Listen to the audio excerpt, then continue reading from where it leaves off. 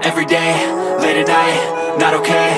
All I want, and I pray, all I need are some better days. Fuck me, I'm looking in the mirror, so foggy, but I've never seen clear. Good day mga Lods, nandito tayo ngayon sa SMX Convention Center sa May Pasay City para sa Makina Moto Show 2025. Update ko lang kayo sa bagong release na motor ng Honda, ang Honda ADV 350.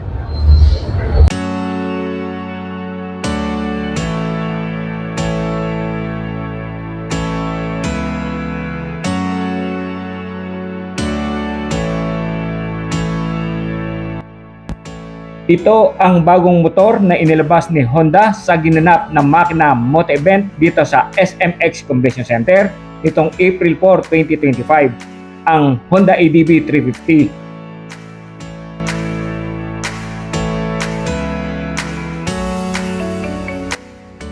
Kahit sabihin natin na may resemblance sa ADV 160, di makakaila na mas pogi at brusko ang isang ito.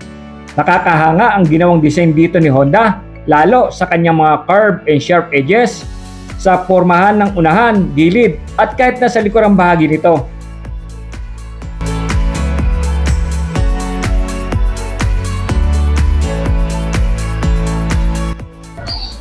Bagaman nakikita ko lang ito sa mga social media apps, ay iba pa rin pag nasa harapan mo na. Ang isa pang maganda dito ay pwede mo siyang isabak sa city drive at lalo sa pang off-road. Kaya maganda itong gamitin sa mga probinsya.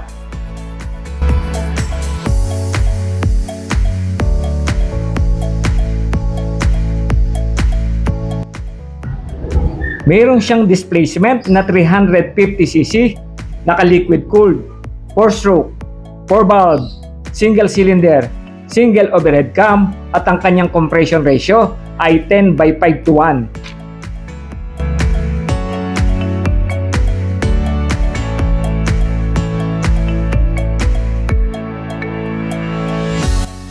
Sa kanyang fuel system ay naka PGM-FI electronic fuel injection. Ang kanya naman transmission ay continuously variable transmission or CVT with bevel final drive. Made of steel underbone naman ang kanyang frame.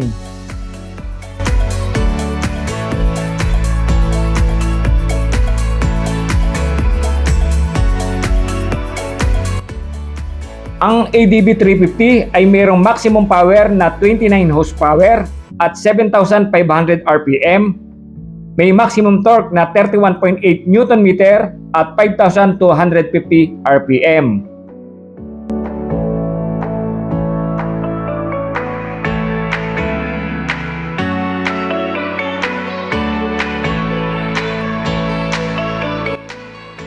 Ang kanyang front suspension ay 37mm upside down fork with 125mm travel. Meron siyang front brake na single 256mm disc with a double Nissan caliper. Ang sukat naman ng unahang gulong ay 120/70/15, tubeless mga Lods.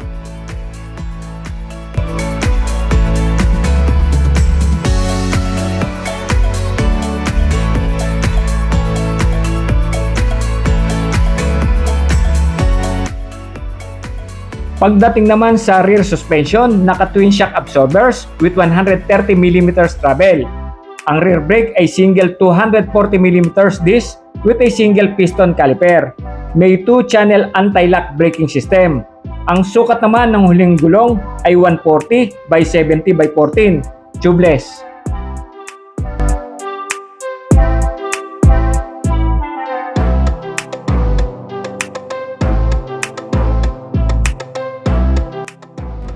May malawak na 48 liters underseat storage, kasya ang dalawang full face helmet, isama mo pa ang mga tools and documents.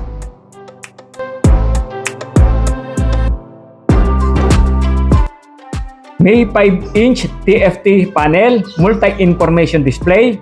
Para sa connectivity ay may Honda Road Sync for smartphone integration, USB socket with safety system na Honda Selectable Torque Control, emergency stop signal at immobilizer.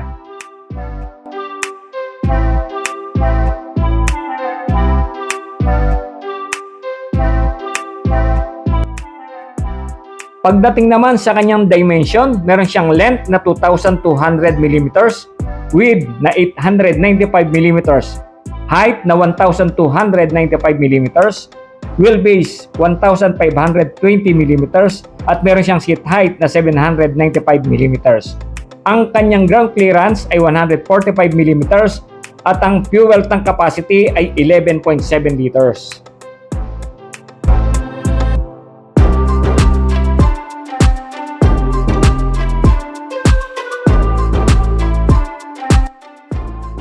At this moment na pinapanood mo ang video nito ay wala pang pahayag si Honda kung magkano ang SRP ng motor na ito. Kaya abangan na lang natin mga loads sa susunod na mga araw.